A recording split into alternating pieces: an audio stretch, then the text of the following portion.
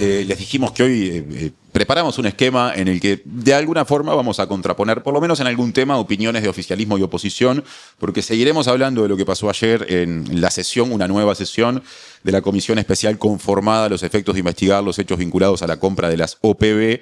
Y es tiempo de abordar ese tema. Después hablaremos de otros también con el diputado colorado Felipe Schipani, electo a través del sublema Unir para Crecer del Partido Colorado. Felipe, buen día, gracias por estar por acá. Un placer, Martín, estar aquí. Yo, de alguna forma, el contexto lo puse al comienzo de la entrevista con Brenta, ¿no? Cuando hablé de esta comisión que ayer recibió a Pablo Ferreri, hoy presidente de OCE, pero lo recibió en carácter de ex subsecretario de Economía y Finanzas, porque estuvo en ese cargo entre 2015 y 2020, y también a dos ex comandantes en jefe de la Armada, Alberto Caramés, que estuvo entre el año 10 y el año 12, y Carlos Avicheira, que estuvo entre 2018 y 2020 en esa responsabilidad. ¿Qué te dejaron estas tres comparecencias? Bueno, casualmente yo ayer no estuve en la comisión porque estuve en el Senado supliendo a Robert Silva, pero sí estuvo mi suplente Sebastián Sanguinetti y me comentó de qué trató la comparecencia. El objetivo al que está abocado hoy la comisión es a estudiar lo que pasó desde el 2010 hasta el 2019, ¿no? El proceso previo a que el gobierno de la coalición resolviera finalmente concretar las OPB. Digamos, la investigadora tiene tres etapas, una etapa que iría de 2010 a 2019, que son los dos gobiernos del Frente Amplio, en donde lo que queremos saber es qué tratativas hubo para adquirir las OPB. Después otra etapa, que es el gobierno de la coalición, en donde se hizo el contrato para la adquisición de las OPB, y la etapa final, que es el año 2025, que es la rescisión del contrato. Empezamos cronológicamente porque en la segunda sesión, donde por primera vez comparecieron testigos, estuvo el exministro Bayardi, quien nos dio profusa información sobre lo que a él le tocó en su momento como subsecretario de Defensa, como ministro de Defensa. Y bueno, y ayer estuvo Ferreri, que participó de algunas tratativas, de algunas reuniones, en ocasión que fue subsecretario de Economía, con algunos astilleros.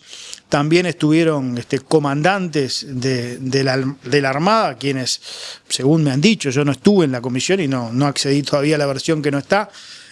Lo que está demostrando estas comparecencias es que poco se hizo, ¿no?, del 2005 al 2019, o sea, en los tres gobiernos del Frente Amplio, para concretar las OPB, que son una necesidad y que ya desde aquella época se marcaba como una necesidad para las Fuerzas Armadas. Eso de lo poco que se hizo, según tu opinión, en esos primeros 9 años, más o menos, ¿no?, casi una década bajo estudio de la comisión, ¿reviste o entrega la posibilidad, asoma la posibilidad de que haya habido alguna irregularidad, o en todo caso son omisiones porque entiende la oposición, el gobierno no priorizó la compra? No estamos planteando ninguna irregularidad. Lo que estamos queriendo demostrar es que durante 15 años, porque si bien la negociación para que finalmente prosperara la comisión fue el año 2010 en adelante, pero nos tenemos que remontar al 2005, cuando empezó a gobernar el Frente Amplio, y ya desde aquella época el país necesitaba estas patrulleras. Lo que queremos demostrar es que hubo cierta desidia, hubo cierta actitud omisa en relación a la importancia de poder adquirir estas patrulleras, pese a que en todos los gobiernos hubo intentos, porque desde el Ministerio de Defensa obviamente siempre se marcó como prioridad, lo dijo con elocuencia el exministro Bayardi. El problema era en Colonia y Paraguay, en el Ministerio de Economía, donde no surgían los recursos para adquirir esas patrulleras, que finalmente las termina concretando el gobierno anterior. Este se ha vuelto un tema de discusión política muy fuerte. No sé si está tan presente en la ciudadanía no general. Le importa a nadie. Pero bueno, a nivel político sabemos que hay discusiones muy intensas desde hace mucho tiempo, y aparte distintas acciones ya a nivel judicial encabezadas por el Poder Ejecutivo, lo que le da un determinado rango en términos de todo lo que está en juego, digamos. ¿A qué voy? La comisión especial que integrás, que está estudiando este tema, que depende, digamos, en términos formales de la Asamblea General, está conformada por 17 personas, ¿no? 9 del oficialismo, 8 de la oposición, lo que implica 8 lugares divididos en varios partidos, no solo Partido Nacional, Partido Colorado, que son los dos con más representación. Y el Partido Colorado tiene 2 lugares, uno el tuyo y el otro el de Maximiliano Campo. Una de las cosas que a mí me llamó la atención es que no haya ninguno de los líderes partidarios en esta comisión. No está Andrés Ojeda, senador, no está Pedro Bordaberry, también senador. Bordaberry, que tuvo cierto involucramiento en la discusión que se dio cuando el exministro de Defensa Nacional, Javier García, actual senador nacionalista, interpeló a la ministra Sandra Lasso. E incluso no hay otros integrantes del Senado, son 2 diputados. Entonces, ¿cómo se explica eso? ¿Qué dice eso del lugar que quiere ocupar el Partido Colorado en esta discusión? A ver, la elección se hizo en primer lugar porque Maximiliano Campo es el integrante del Partido Colorado en la Comisión de Defensa de la Cámara de Diputados. Por tanto, al tratarse un tema de defensa, fue el primer nombre que surgió, era el miembro natural, si se quiere. Y después, dado que Maximiliano es de Vamos Uruguay, había que nombrar un segundo representante del sector Unir para Crecer. Y bueno, todos los compañeros, el senador Ojeda, el senador Silva, entendían que yo cumplía ese perfil por haber estado en el periodo pasado también trabajando en una comisión investigadora. Y bueno, se me ofreció y acepté. No hubo una decisión deliberada de quitarle trascendencia al trabajo de la comisión. Tengamos presente, Martín, que los senadores tienen mucho más trabajo que los diputados, porque son 30 y nosotros somos 99. O sea, en el trabajo cotidiano de las comisiones, Robert Silva tiene 14 comisiones, Andrés Ojeda creo que anda por ahí también. Entonces, una comisión más, bueno, iba a complejizar el trabajo de los senadores, por eso se nos ofreció y con gusto aceptamos, pero el hecho de que no esté ninguno de los líderes partidarios no supone quitarle la trascendencia que la comisión tiene. Pero coincido con lo primero que tú decías. Francamente no es un tema que a la gente le importe. Seguramente si salimos a preguntar por Cardama, a cualquiera de los que por aquí pasa, preguntan si es una marca de championes o de arroz, porque no es un tema que hoy preocupa a la gente, pero nos parecía importante, tanto al oficialismo como a nosotros, bueno, echar luz, porque hay muy poca información. De hecho, hace 15 días se instaló la comisión por primera vez, y todavía no recibimos toda la documentación solicitada al Ministerio de Defensa. Por tanto, hoy, quienes integramos la comisión, estamos preparando lo que son las preguntas a los testigos que comparecen en base a información de prensa que hemos podido relacionar, pero no tenemos todavía la documentación que tiene que enviar el gobierno. Recién dijiste que entendés que en los años de gobierno frente amplistas que están dentro de este periodo que estudia la comisión, hubo desidia en el sentido de ir por la adquisición de las lanchas que en esos periodos no se adquirieron. Me interesa ahora hacerte algunas preguntas con respecto a lo que ocurre del 2020 en adelante, periodo de gobierno anterior, en el que se termina firmando el contrato con Cardama, que este gobierno rescindió. Uno de los grandes núcleos problemáticos es la cuestión de la presentación de las garantías, ¿no? Hablamos mucho tiempo de la de fiel cumplimiento, y más acá en el tiempo también el gobierno nacional expresó que hubo problemas con la otra garantía, la garantía de reembolso. En el caso de la de fiel cumplimiento se presentó a través de un banco ya disuelto, Eurocommerce, que en el momento en el que se aceptaron los avales en realidad no tenía personal hacía un par de años, entregó una dirección que luego no se condijo con la verificación que se hizo posteriormente, en el sentido de que allí funcionara efectivamente esa institución. Cardama intentó, cuando el gobierno uruguayo anunció el año pasado que iba por el proceso de rescisión, renovar esa garantía, presentando los mismos documentos que con el tiempo se confirmó estaban vinculados a este banco con todas estas dificultades. Incluso después surgieron otras dificultades comprobadas por notarios, un notario español contratado por el actual gobierno uruguayo, que dan cuenta de distintos problemas con los documentos presentados, hasta hablando de falsificaciones.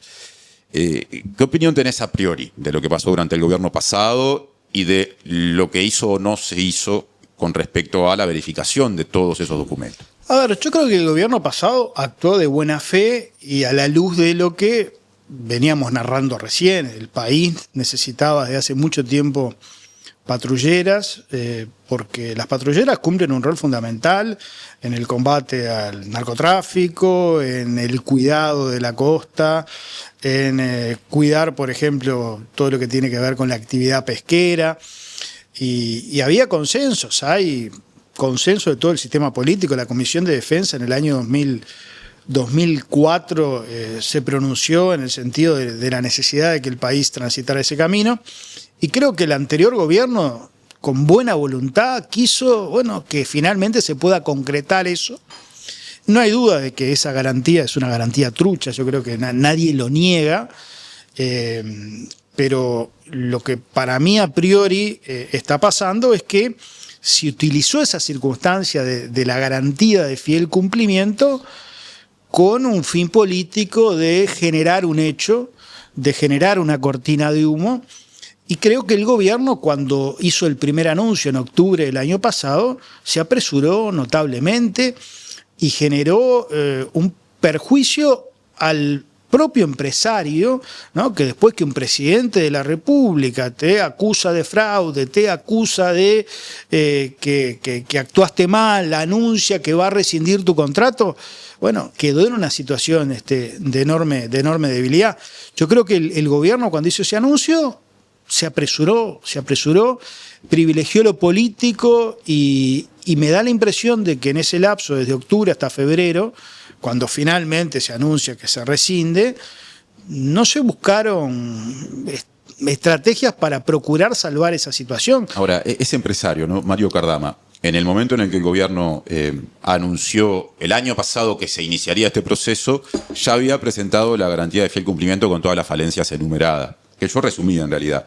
Pero más aquí en el tiempo, en febrero, en la segunda instancia, cuando el gobierno dice ya vamos por la rescisión, lo decidimos, se supo que además, en el caso de la otra garantía, la de reembolso, había aportado un documento que no era la póliza, sino un documento de términos y condiciones. Entonces, ¿no queda, incómoda o en una posición incómoda la oposición cuando habla de los perjuicios hacia alguien que, ante la opinión pública y en los hechos, manejó con, digamos, tanta opacidad o desprolijidad, una palabra usada incluso por el estudio del Piazzo, la presentación de una documentación tan importante?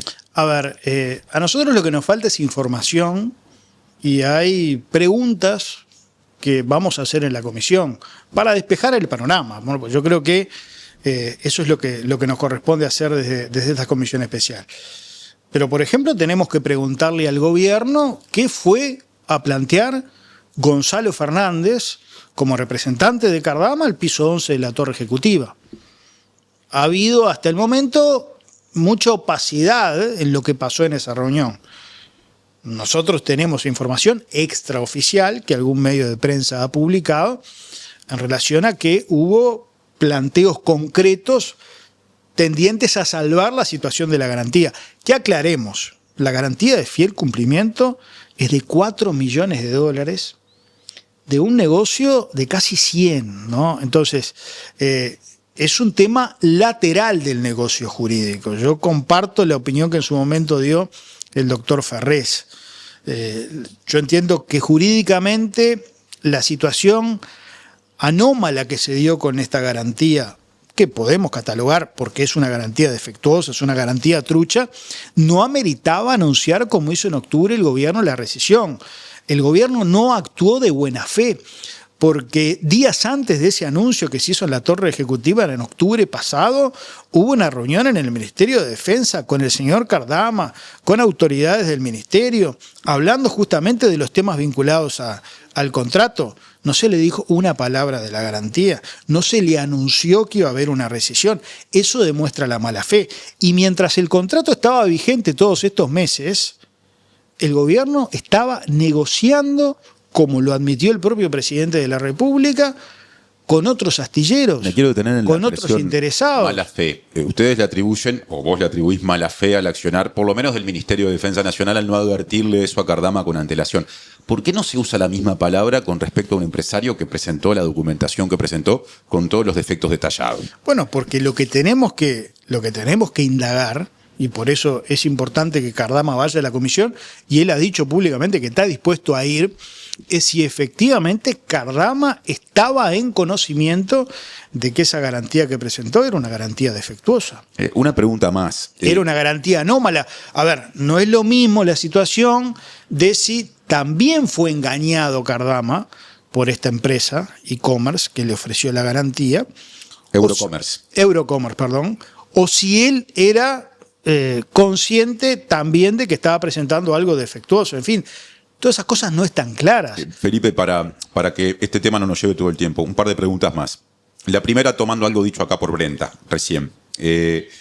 Brenta apuntó cuando abordamos la cuestión de las garantías y planteó las dudas y las preguntas, por ende, que en la comisión hará la bancada del Frente Amplio, a las eventuales responsabilidades de dos ex jerarcas del Ministerio de Defensa Nacional. Damián Galó, ex director de Recursos Financieros, y Fabián Martínez, ex director general de Secretaría, ¿no? A veces se lo define a quienes ocupan ese lugar, el de Martínez, como figuras centrales en la estructura y en la toma de decisiones en los ministerios. ¿Qué mirada tenés vos con respecto a esos jerarcas y qué les preguntarías si es que están en la lista de jerarcas que desde el Partido Colorado se entiende deben responder en la comisión?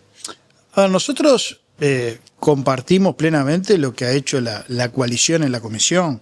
El primer día de reunión de la comisión presentamos una lista muy amplia de actuales gobernantes, de anteriores gobernantes, de funcionarios civiles, de funcionarios militares. No tenemos nada para esconder, que se investigue todo lo que se tenga que investigar. Con respecto a ellos dos. Yo parto de la base de que actuaron de buena fe, ¿no? De que procuraron bregar por el interés general del país, de que tuviéramos las patrulleras, y salvo que se demuestre lo contrario, ¿no?, en la comisión y en el ámbito judicial, porque tengamos presente que este tema está siendo investigado en la justicia, más allá de que no conocemos la denuncia, ¿no? El senador Ojeda pidió la denuncia a través de un pedido de acceso a la información pública, se la denegó el gobierno, y yo espero que la comisión sí pueda tener esa denuncia.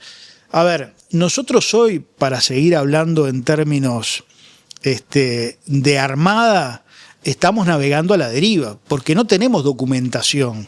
Nos estamos basando en base a la información que se ha divulgado públicamente en la prensa, lo que están arrojando los primeros testimonios, pero no tenemos toda la documentación. Yo espero que para la próxima sesión el Ministerio de Defensa y el Poder Ejecutivo nos pueda remitir toda la documentación, porque esa es la forma de poder armar un esquema de efectivamente cómo fueron los hechos. Última pregunta con respecto a Cardama. Otro elemento que el actual oficialismo cuestiona es la aprobación del plano de la cuaderna maestra. Una vez más mencionamos que es una pieza fundamental en el armado de los buques, cuya aprobación, la del plano de esa pieza, es determinante, o era en el esquema que se trazó durante el gobierno pasado para el entendimiento con Cardama, para que a partir de ahí se desencadenaran automáticamente los pagos que contra determinados hitos el gobierno o el Uruguay debía emitir para que cobrara el astillero. Esa aprobación corrió por cuenta del ex comandante en jefe de la Armada, Jorge Wilson. Se hizo 2 o 3 días antes del cambio de gobierno,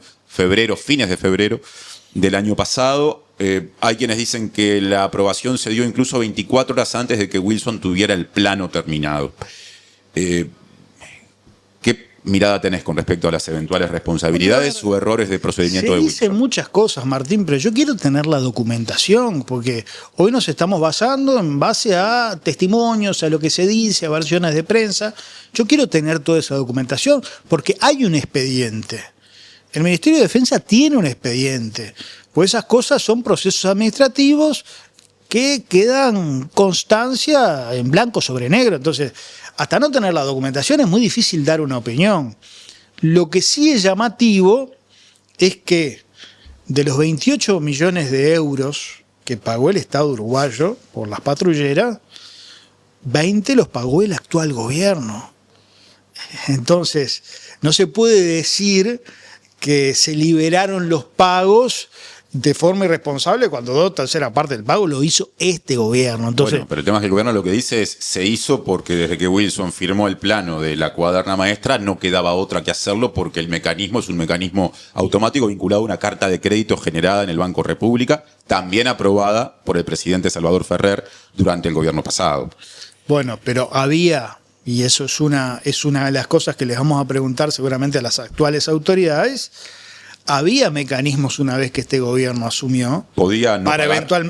para eventualmente cuestionar lo que había hecho antes de que asumieran las autoridades políticas del ministerio Wilson. ¿Pero los pagos se podían suspender o había que cumplir con ellos? Bueno, nosotros tenemos información de que había ciertos cuestionamientos al pago, ¿no? A uno de los pagos que se hizo, que fue levantado a pedido de la propia ministra. Entonces, son preguntas que le queremos hacer a la ministra, pero queremos que contrastar con la documentación. Lo bueno que tienen los procesos en el Estado, los procesos administrativos, es que está todo documentado. Y lo que no está en el expediente no existe. Entonces, durante todo este tiempo han habido infinidad de pedidos de información por parte de distintos actores, particularmente el diputado Gianelli, que es el que ha estado más activo. El gobierno no ha dado absolutamente ninguna información. Queremos conocer la denuncia penal famosa, queremos conocer los informes jurídicos en los que se basó el gobierno para rescindir el contrato. En fin, queremos conocer cómo se llevó adelante todo este procedimiento de rescisión. Y bueno, para eso estamos requiriendo que cuanto antes el Ministerio de Defensa nos remita esa información, porque si no es muy dificultoso el trabajo de la comisión. Ahora cambiando de tema, ya en el tramo final de la entrevista, igual que con Brenta, pasemos al capítulo seguridad.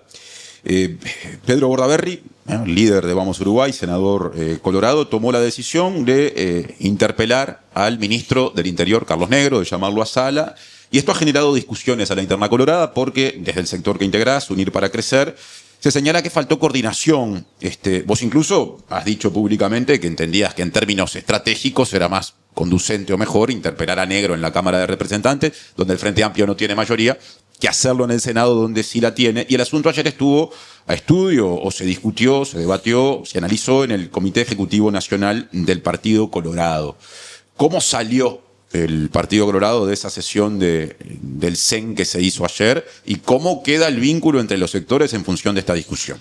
A ver, no hay que dramatizar los puntos de vista diversos. Yo, más allá de esta situación puntual, entiendo que si hay posibilidades de conformar una mayoría que cuestione la actual política de seguridad, hay que transitar ese camino.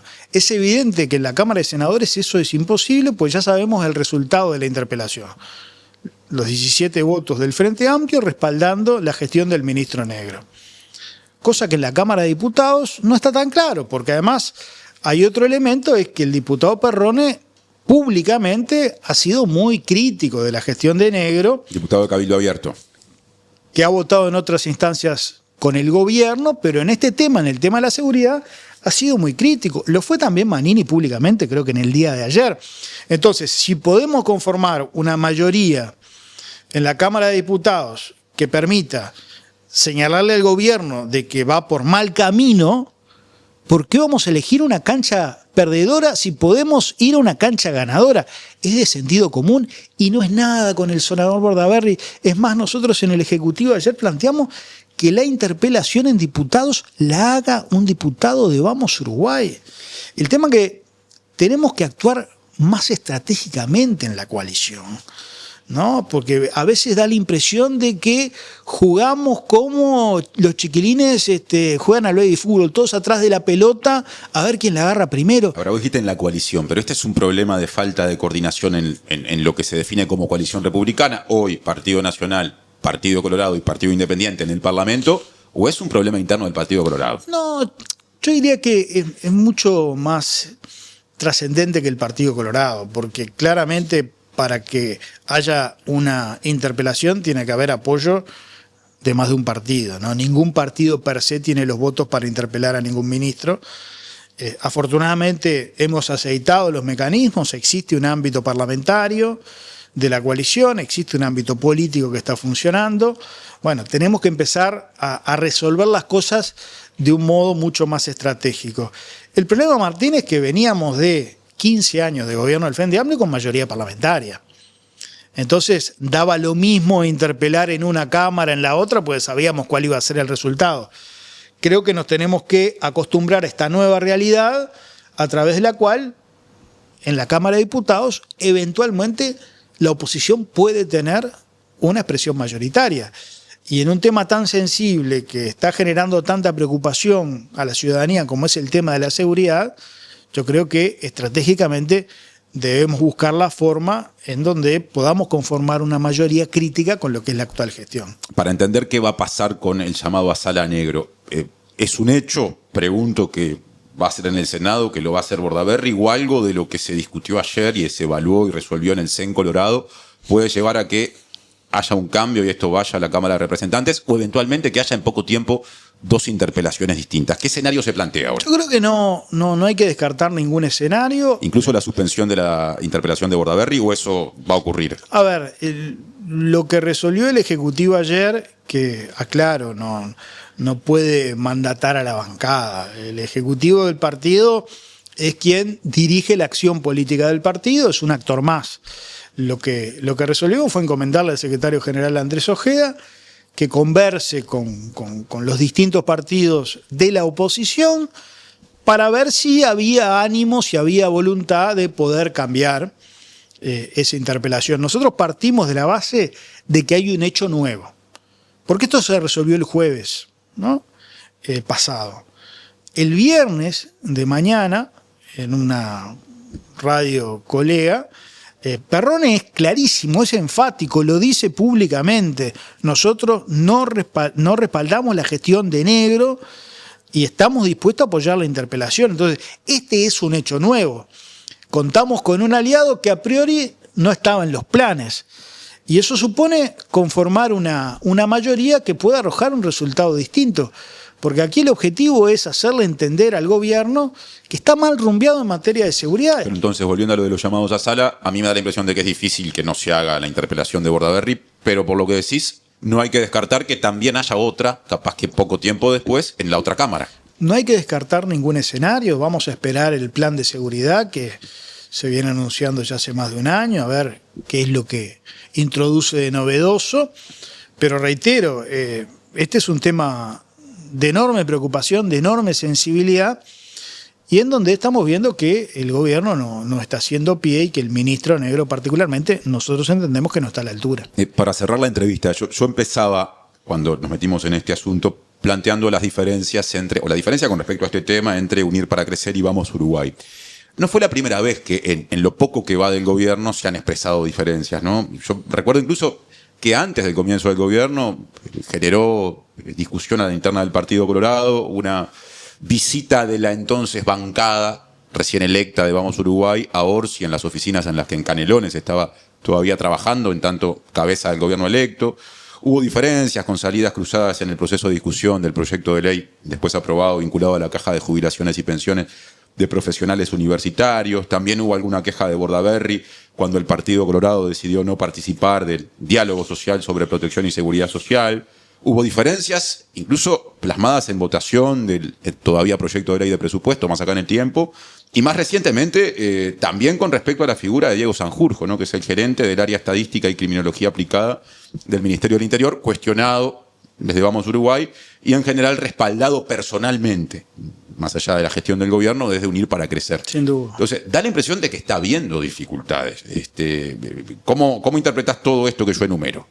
A ver, son diferencias reales, algunas más importantes, otras de menor jerarquía, pero era lo que yo te decía al principio, me parece que no podemos dramatizar el disenso, es natural que los partidos políticos, y particularmente en este momento del Partido Colorado, con dos sectores fuertes, con liderazgos muy marcados, haya puntos de vista diversos. Me parece que eso, lejos de ser un problema, enriquece la vida partidaria, porque la hace pujante, porque el Partido Colorado cuando fue grande era un partido con sectores muy diversos y con enfrentamientos mucho más duros de los que hoy vemos. El pachequismo y el vallismo, más cercano en el tiempo, la 15 y el foro vallista. Yo creo que eso nos enriquece, siempre y cuando las discrepancias las expresemos como lo hemos hecho siempre, en un clima de respeto, en un clima de confraternidad. Ayer en el comité ejecutivo estuvo el senador Tabaré Viera, estuvo el diputado Adrián Yuri, estuvo el diputado Servini. Discutimos con puntos de vista diversos, pero con mucho respeto. Yo creo que eso engrandece al partido. Lo que pasa es que nos habíamos acostumbrado a un Partido Colorado con un sector hegemónico durante mucho tiempo. Ahí te referís a los tiempos de Vamos Uruguay. Y en los tiempos de Vamos Uruguay, Pedro ganaba las internas con el 80% de los votos.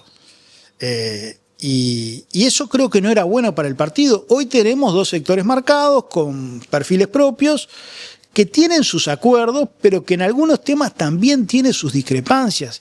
Y reitero, eso enriquece la vida partidaria, siempre y cuando sepamos administrar esos disensos, como creo que lo hemos hecho hasta el momento. Felipe Schipani, diputado colorado por Montevideo. Gracias por la visita a la mañana de la diaria. Placer.